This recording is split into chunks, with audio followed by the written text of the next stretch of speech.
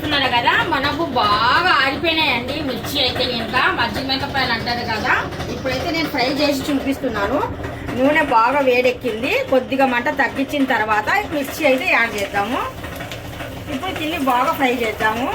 మనం ఎంతో ఇష్టమైన ఏ పప్పు చారుతో అయినా కానీ సరే, లేదంటే ఇంకా మామూలుగా పెరగడం ఈ విధంగా అయితే నేను చేశాను.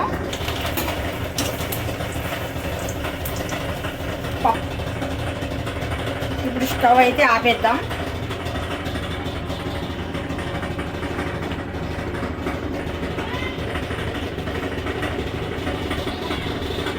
ఎంతో రుచికరమైన మజ్జిగ మిరపకాయలు రెడీ అండి. మనం ఇంట్లోనే ఇలాగ చేసుకున్నాం అనుకోండి మజ్జిగ మిరపకాయలు, ఇంకా బయట కొనవసరం లేదు. మనకు సంవత్సరం పాటు నిలువ ఉంటాయి ఇవి చాలా చక్కగా.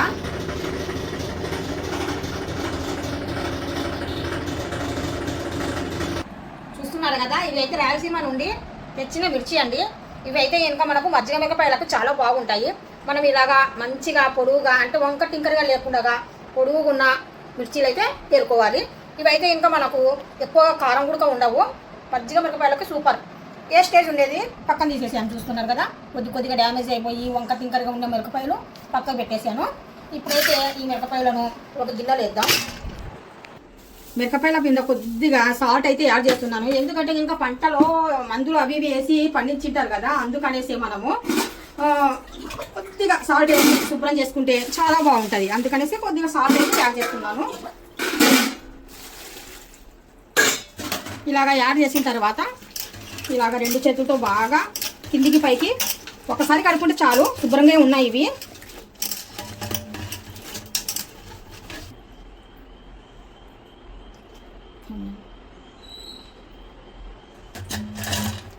ఇలాగ హోల్ ఉన్న గిన్నెలు వేసి కొద్దిసేపు డ్రై చేద్దాం.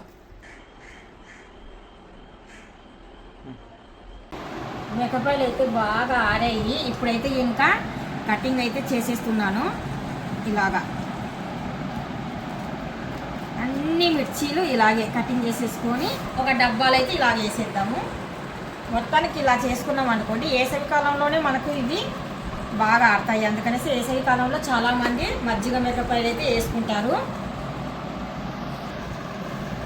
పెరుగు ప్యాకెట్ అయితే తీసుకున్నాను. ఇక్కడ ఒక గిన్నె తీసుకొని మరి ఇలాగే వేస్తే ఇంకా చిన్న చిన్న పీసెస్ ముక్కలు కిందికి ఉంటే బాగుండదు. కొద్దిగా మనము దీంతో మిక్సింగ్ అయితే చేద్దాం. ఇలాగే ఇలా చేయడం వల్ల ముక్కలు అనేటివి ఇరిగిపోయి బాగా మనకు మజ్జిగ అనేది బాగా తగులుతుంది మిర్చికి. ఇప్పుడు ఇందులో కొద్దిగా మనం వాటర్ అయితే వేద్దాము. మరి పల్చగా లేకుండా వాటరు కొద్దిగా తిక్కుగానే ఉండాలి వాటరు. అందుకనేసి కొద్దిగా వాటర్ వేసేసి మళ్ళీ ఒక్కసారి ఇలాగ అయితే ఇంకా మజ్జిగ మనము పూర్వంలో చెక్కలతో ఇలాగనే మజ్జిగ చేసేవాళ్ళు పూర్వంలో. ఇప్పుడు మనకి హ్యాండ్ మిషన్ అయితే వచ్చింది. హ్యాండ్ మిషన్తో అయితే ఇంకా నేను చేస్తున్నాను. ఇలాగా చూస్తున్నారు కదా, ఇదేనండి. ఇది ఇప్పుడు పర్ఫెక్ట్గా అయితే ఇంకా మనకు మజ్జిగ చిన్న చిన్న పీసెస్ ముక్కల కిందకి ఉండదు. చూడండి, ఇలాగైతే ఇంకా పెరుగు తీసుకొని మజ్జిగ చేసాము. చూస్తున్నారు కదా, ఈ విధంగా అయితే ఇంకా మనము వేయాలి.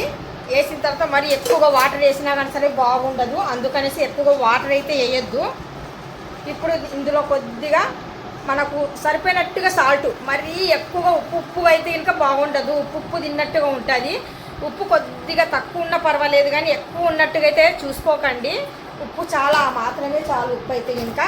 ఇప్పుడు ఉప్పు వేసిన తర్వాత ఒక్కసారి 2 సార్లు మనము కిందికి పైకి ఇలాగా అయితే ఇంకా చేయాలి. ఇవైతే ఇంకా మీరు సిల్వర్ దాంట్లో అయితే ఇంకా మజ్జిగ మిరపకాయలు వేయకండి. సిల్వర్ దాంట్లో ఎందుకంటే ఉప్పు మజ్జిగ కొరికేస్తుంది గిన్నెను. అందుకనేసి ప్లాస్టిక్లో జారి ఉంటుంది కదా, అలాంటి దానిలో వేసుకోవచ్చు, పర్వాలేదు. ఇలాగైతే ఇంకా కలిపేయాలి. వేసిన తర్వాత ఇప్పుడు మనము ఇందులో ఇంకా ఇంపార్టెంట్ అయినవి ఏమంటే ఇంకా ఏమైనా కారం ఉంటే పిల్లలు కూడా తింటారు కదా, అలాంటప్పుడు పిల్లలు తినేటివి కదా, ఒక్కొక్కసారి ఎక్కువగా కారం ఉన్నా కానీ సరే కారం లేకుండా ఇంకా కమ్మగా ఉండాలంటే ఇంకా లెమన్ ఉంటుంది కదా, నిమ్మకాయలు తీసుకోండి సరిపోయినట్టుగా.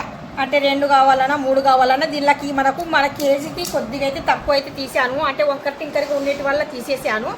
ఇప్పుడు ఈ నిమ్మకాయలను కూడా ఇలాగా రసం ఉంటుంది కదా, ఈ జ్యూస్ని కూడా ఇందులోనే వేయండి. కొద్దిగా ఇలా వేసామనుకోండి మంచి ఫ్లేవరు. పైనుండి వచ్చేసి చెక్కలు అవసరం లేదు, చెక్క అయితే పాడేసుకున్నాను, నిమ్మ చెక్కలు. మామూలుగా జ్యూస్ అయితే వేయాలి కంపల్సరీగా. మంచి టేస్ట్ ఉంటుంది, పుల్ల పుల్లగా, కారం కారంగా, ఉప్పు ఉప్పుగా సూపర్గా ఉంటుంది అనమాట. ఇలాగైతే వేయాలి. ఇప్పుడైతే ఇంకా మనము జ్యూస్ వేసాం, పైన ఉన్న మిర్చికి జ్యూస్ తగిలింటుంది కదా, మళ్ళీ ఒక్కసారి ఇలాగా జస్ట్ ఒకసారి ఇలాగా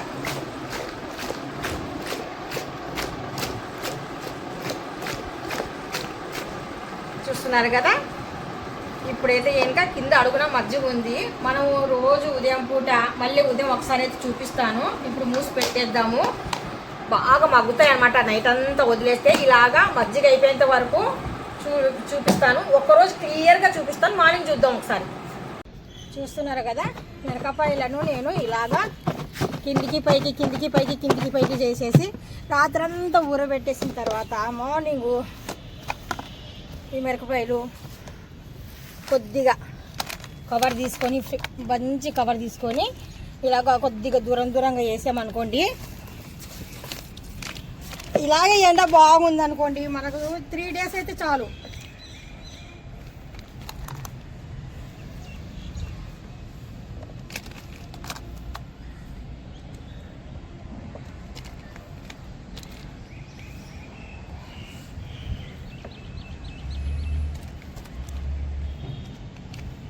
దూరంగా వేస్తే కనుక కొద్దిగా ఫాస్ట్గా మనకు ఆరుతాయి అన్నమాట.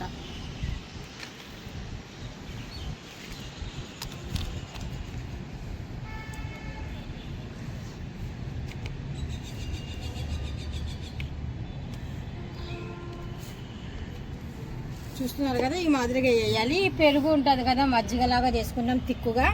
ఇది మాత్రం ఇలాగే మూసి పెట్టుకొని కిందికి తీసుకెళ్తాము.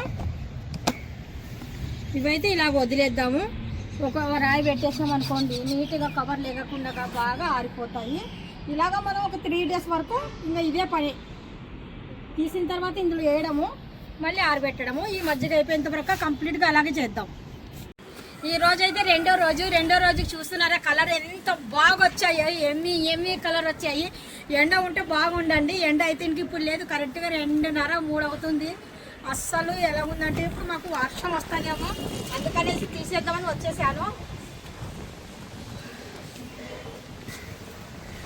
మళ్ళీ రెండో రోజు కూడా ఈరోజు వేస్తే ఇంకా చాలు, ఇందులో ఇవి పీల్చేస్తాయి. మళ్ళీ ఎండ ఉండింటే ఇంకా బాగుండు, బాగా ఆరును, ఇవన్నీ బాగా పీల్చును. 3వ రోజు ఎండ వస్తే ఇంకా ఆరబెడతాను, లేదంటే ఇంట్లోనే ఆరబెడతాను.